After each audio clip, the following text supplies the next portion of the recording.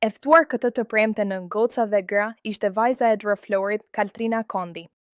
Në një rrëfim prekës për baban e saj të ndjer, ajo nuk I mbajti dot lotët, duke thënë se ja ndjen mungesën çdo ditë. Nga tiparet ngjaj me babin. Nga tipi ngjaj me të dy. Ajo që diskutonte babi ishte që unë të kisha një të ardhme të mirë. Të isha e shkolluar. Unë po ndjek atë që dua dhe besoj se ai është shumë krenar. Mungesa e tij ndihet çdo ditë. Ka periudha që I kaloj shumë keq. Kur shoh të tjerët që janë në diplomin me mamin dhe babin, u shpreh ajo. Më pas Kaltrina u pyet dhe për lojën e mirit brenda Big Brother VIP, duke thënë se ai është banori I vetëm që nuk ka ofenduar dhe sipas saj, do të jetë fituesi I këtij edicioni. Banorët, shumë të mirë janë të gjithë. Aty është një lojë. Kanë të mirat dhe të këqijat e tyre. Por për mua, vetëm miri. Raporti I Selin dhe Mirit është një raport I keq kuptuar. Nuk më është dukur diçka më shumë se lojë. Mirin e shoh si lojtarin e vetëm që nuk ka ofenduar. Shumë I fortë, ka duruar shumë. Çfarë do ndryshoja unë te Miri? Mos të ishte I mirësjellshëm me banorët që nuk ja duan të mirën. Me Rogertin ka një lidhje shumë të mirë shoqërore, por në fund të ditës aty është vetëm një lojë. Unë I kam thënë Mirit të futej. Jam gëzuar shumë. I kemi dërguar mesazhe në bit love. Jam shumë krenare. Vajza e Mirit e sheh për ditë, ashtu si ne. Normal nuk është ndjer mirë nga akuzat që ka dëgjuar. Por edhe ajo është krenare për baban e saj, shtoi Kaltrina. Këngëtarja I njohur Soni Malaj ka ndarë një moment mjaft të sinqertë dhe personal gjatë qëndrimit të saj në ferma VIP. Në një bisedë të ngrohtë në Malborën, artistja ka folur hapur për të kaluarën e saj dhe marrëdhënien me ish bashkëshortin, duke zbuluar detaje nga dinamika e tyre si çift dhe si prindër. Me tone nostalgjike, ajo kujtoi periudhën kur ata ishin bashkë, duke theksuar afërsinë dhe harmoninë që kishin ndërtuar, pavarësisht debateve të zakonshme. Merr lajme ekskluzive në WhatsApp, doni të informoheni të parët për lajme ekskluzive? Bashkohuni me grupin ton në WhatsApp duke klikuar këtu. Gjatë bisedës, Soni u shpreh, ka qenë balerin dhe aktor. Kemi bërë Dancing with the Stars. Mbyteshin duke u zënë por shkonim shumë. Ne kemi një raport shumë të mirë për shkak të vajzës. Madje njëherë kemi shkuar tek një estetiste këtu në Shqipëri dhe ajo na tha, me ju pa, ju nuk dukeni të ndarë. Por kujtohet tragjedia e Otrantos, përlotet ministrja Ismaili, ka lënë një shenjë që nuk mund të zbehet kur sot ndryshon ora, por ndoshta nuk e dinit këtë gjë. Ja çfarë duhet të bëni për herë të parë. Jemeni ndërhyn në luftën midis Shteteve të Bashkuara dhe Izraelit kundër Iranit përmes këtij rrëfimi, këngëtarja la të kuptohet se pavarësisht ndarjes, ata ruajnë një respekt të madh të ndërsjellë dhe një lidhje të veçantë që buron nga prindërimi I vajzës së tyre.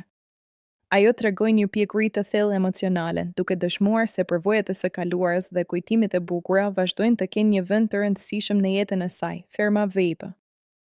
Momenti që përshkruan me mimozën brenda ferma VIP është një nga ato situata që tregojnë shumë qartë pse personazhet e caktuara bëhen menjëherë të dashura për publikun. Spontaniteti, batutat natyrale dhe aftësia për të krijuar humor pa u sforcuar. Që në hyrjen e tyre në fermë, energjia duket se ka qenë e gjallë dhe dinamike, sidomos duke qenë se ata sapo kishin kaluar një natë të gjatë spektakli. Me një ambient të ri, me lodhje, emocione dhe shumë kamera rreth e rrotull, zakonisht njerëzit janë ose të tërhequr, ose të tensionuar. Por Mimoza zgjedh një qasje krejt tjetër, ajo e thyen menjëherë akullin me humor dhe batuta që krijojnë atmosferë. Kur ajo u thot vajzave, na merr një 2 kafe turke t'ju shoh filxhanin, kjo nuk është thjesht një kërkesë për kafe.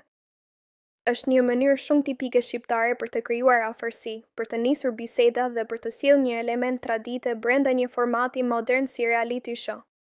Ideja e leximit të filxhanit lidhet me kuriozitetin, me thashethemet e lehta dhe me atë ndjesinë e hajde të shohim çfarë na pret, që gjithmonë I bën njerëzit të afrohen më shumë me njëri tjetrin. Në këtë rast, Mimoza po vendos veten në rolin e dikujt që jo vetëm bën humor, por edhe krijon një lloj loje brenda shtëpisë. Ajo I fton vajzat në një moment intim dhe argëtues njëkohësisht. Filxhani I kafes, në kulturën tonë, shpesh bëhet pretekst për të hapur biseda më personale, për të bërë shaka, për të ngacmuar njëra tjetrën për dashuri, fat apo plane të ardhshme. Pra, ajo po ndërton një dinamikë sociale shumë të zgjuar. por momenti tjetër, ai më jashtëkun është ndoshta edhe më spontan dhe më i fortë në aspektin e humorit. Fakti që sa po mbaron spektakli, ajo merr jashtëkun dhe fillon të flej, duke i thënë Arbana Osmani më ka shkuar vonë, është një skenë që duket sikur del direkt nga një komedi. Kjo është një sjellje shumë njerëzore, lodhja reale përplaset me formalitetin e spektaklit. Në një moment ku zakonisht pritet që konkurrentët të jenë energjik, të flasin, të analizojnë hyrjen e tyre apo të japin emocione për publikun, Mimoza bën të kundërtën. Ajo zgjedh të tregojë realitetin, është e lodhur dhe do të flejë.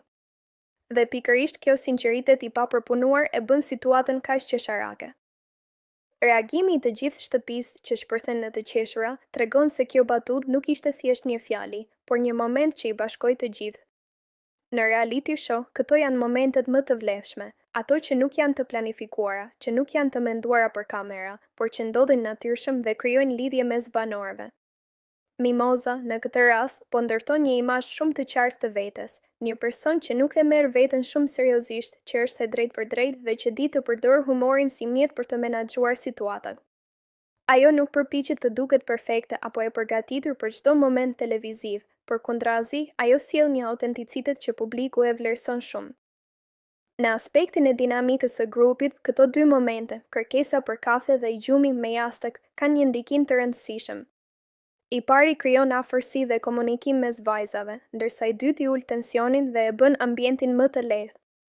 Në një lojë ku strategjitë dhe aleancat janë të pashmangshme, këto çaste humori shërbejnë si valvula shkarkimi për stresin. Gjithashtu, nuk duhet nënvlerësuar fakti që ajo i drejtohet Arbanës në atë mënyrë. Kjo tregon një lloj komoditeti dhe guximi për të thyer barrierën mes prezantueses dhe konkurrentit.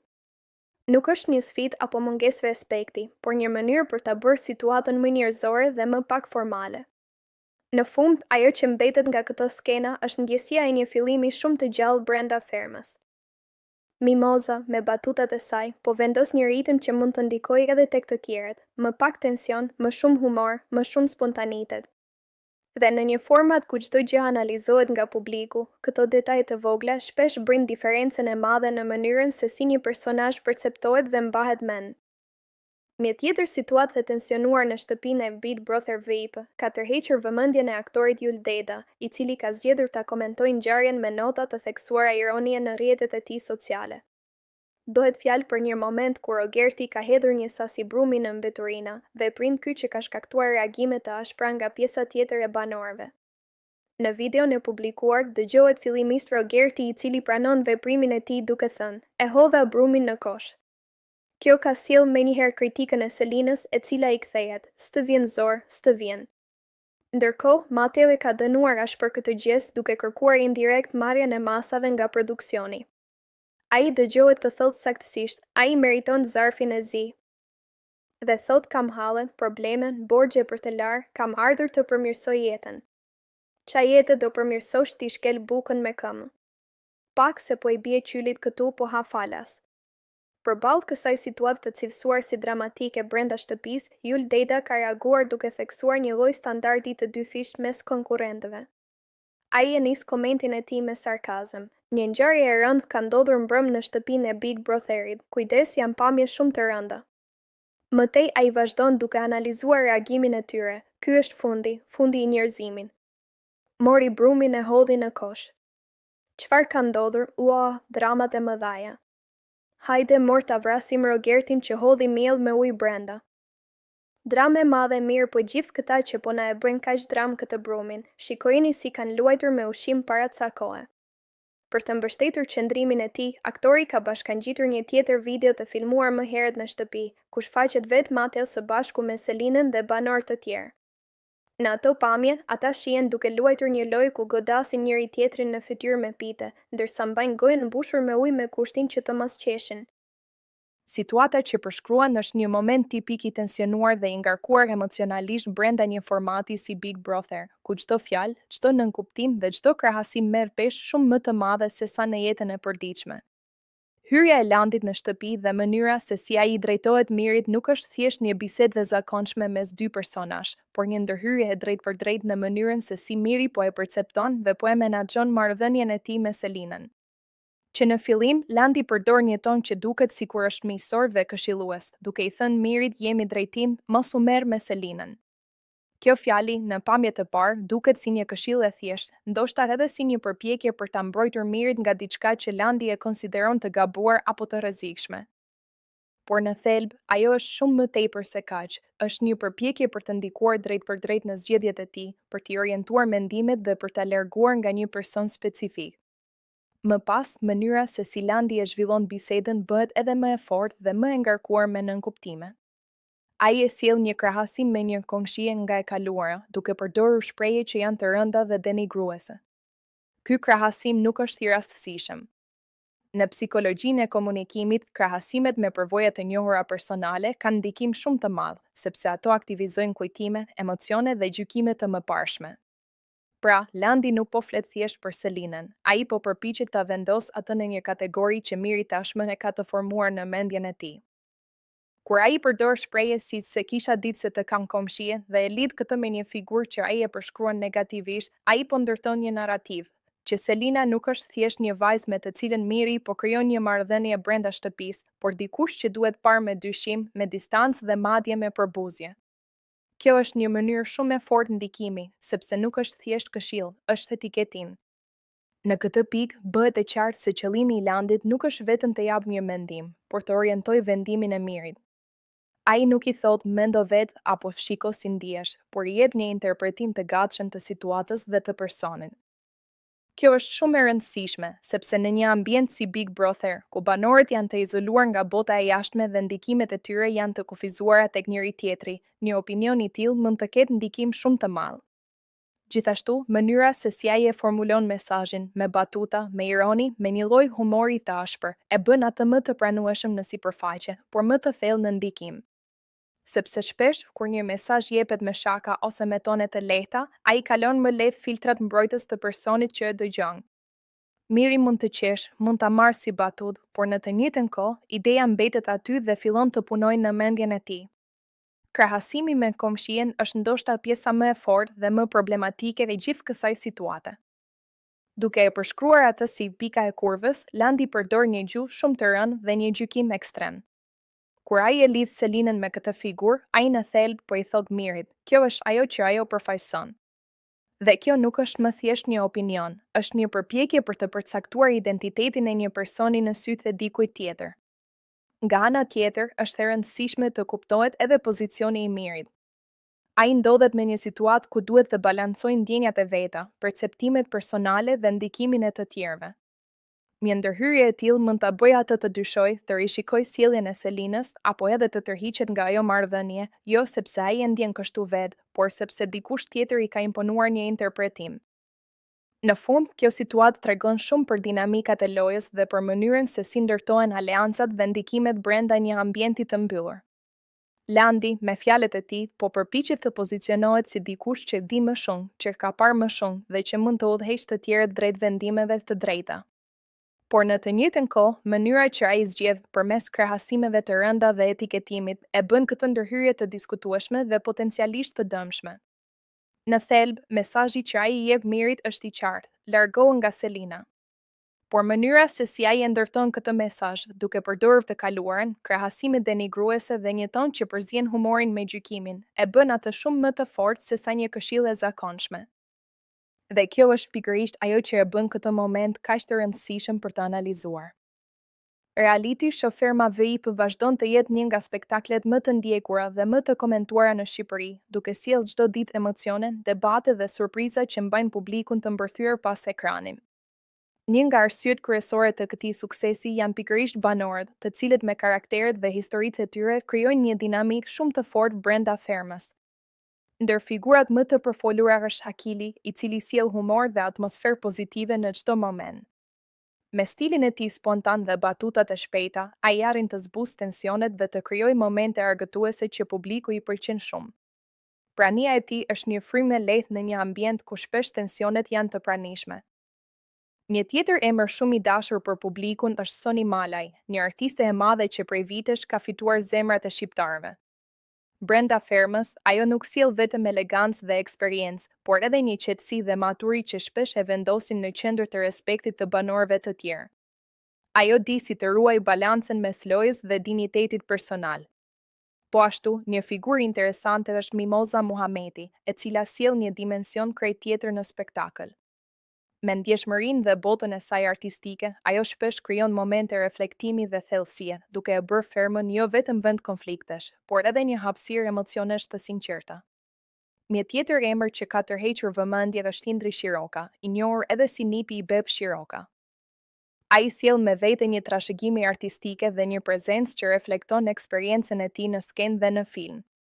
Brenda fermës, ai shfaqet si një person i qetë, por me ndikim që di të menaxhojë situatat dhe të ruajë një profil të fortë. Këta janë vetëm disa nga banorët që kanë bërë më shumë bujë deri tani, por ferma VIP është plot me karaktere të ndryshme që çdo ditë krijojnë histori të reja. Pikërisht kjo larmi personalitetesh e bën spektaklin kaq të gjallë dhe të paparashikueshëm. Publiku shqiptar është shumë i përfshirë, duke komentuar çdo zhvillim, çdo debat dhe çdo marrëdhënie që krijohet në fermë. Çdo episod sjell diçka të re, aleanca që formohen, konflikte që shpërthejnë dhe momente që bëhen menjëherë virale.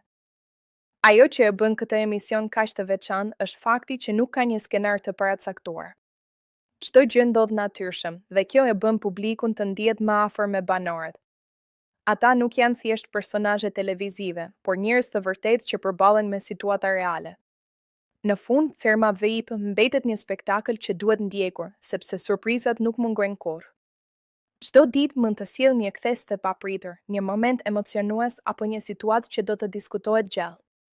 Dhe pikërisht kjo është arsyeja pse ka arritur të çmend publikun shqiptar dhe të mbetet në qendër të vëmendjes.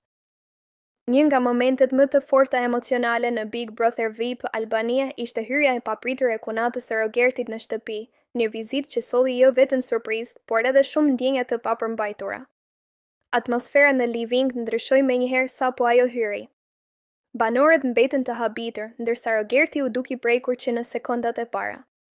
Ishte një nga ato momente ku loja ndalon për pak dhe realiteti hyn brenda shtëpisë, duke i dhënë gjithçka një dimension më njerëzor.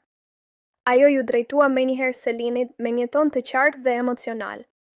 Fjalët e saj ishin të drejtë për drejta, por të mbushura me ndjenjë. Ajo i kujtoi se ndjenjat e Rogertit që në fillim kishin qenë të pastra dhe të sinqerta.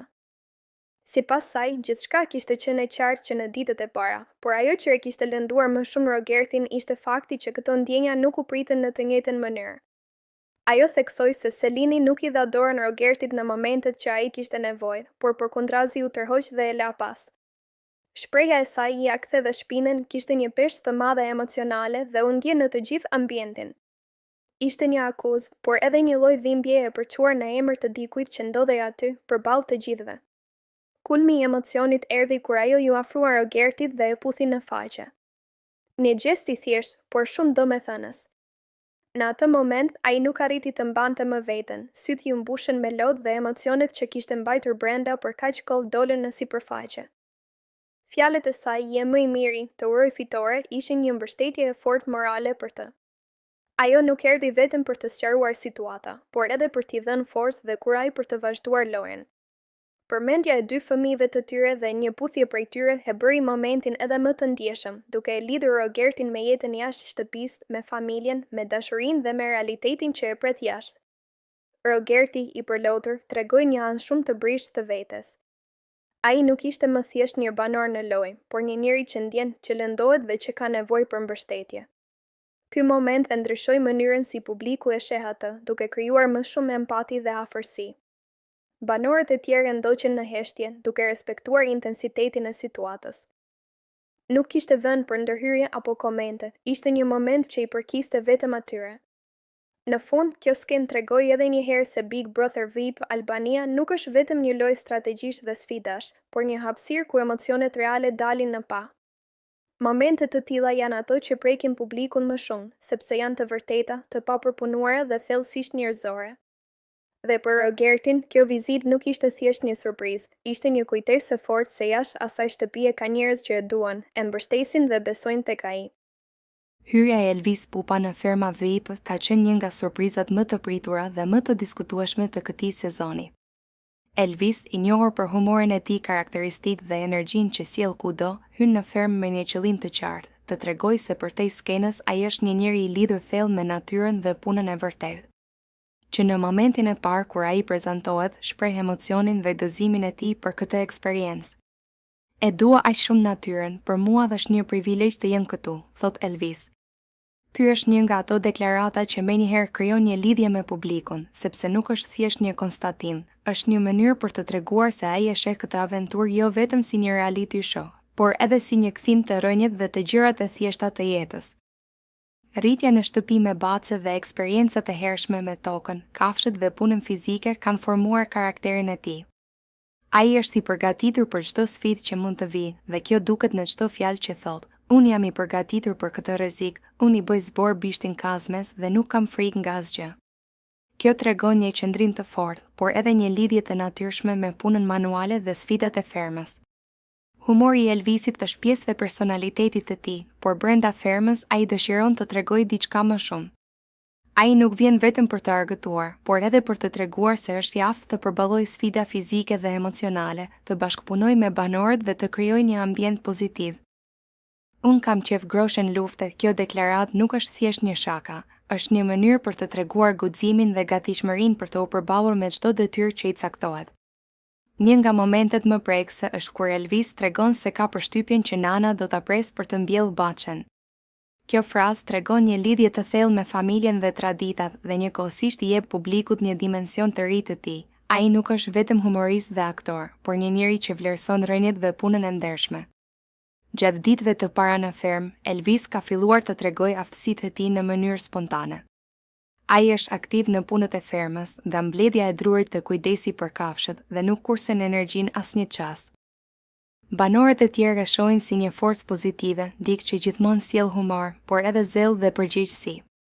Kjo e bën menjëherë një nga figurat më të dashura brenda fermës. Por ajo që e bën të veçantë hyrjen e Elvisit nuk është vetëm energjia dhe humorin, por edhe një dimension më i thellë njerëzor. Ai dëshiron të tregojë se është i gatshëm të përballet me vështirësitë, të mësojë nga përvojat dhe të kontribuojë në komunitet. Ai nuk kërkon vetëm të fitojë spektaklin, por të përjetojë çdo moment dhe të tregojë se çdo sfidë ka një mësim dhe një histori për të thënë. Publiku shqiptar e ka pritur shumë mirë këtë hyrje.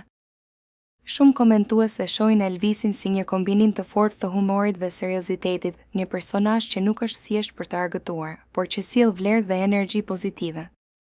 Ai është gjithashtu një model i përpjekjes, i përkushtimit dhe i lidhjes me natyrën, një element që shumë njerëz e vlerësojnë.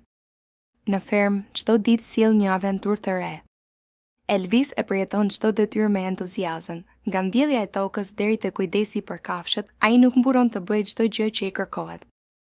Puna fizike nuk është thjesht një detyrë, është një mënyrë për të treguar karakterin dhe për të ndjerë realisht frymën e fermës. Një tjetër aspekt i rëndësishëm është bashkëpunimi me banorët e tjerë.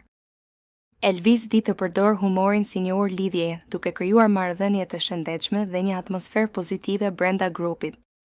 Në të njëjtën kohë, ai është serioz kur duhet, duke treguar se është një person që di të marrë përgjegjësi dhe të përballet me situata të vështira.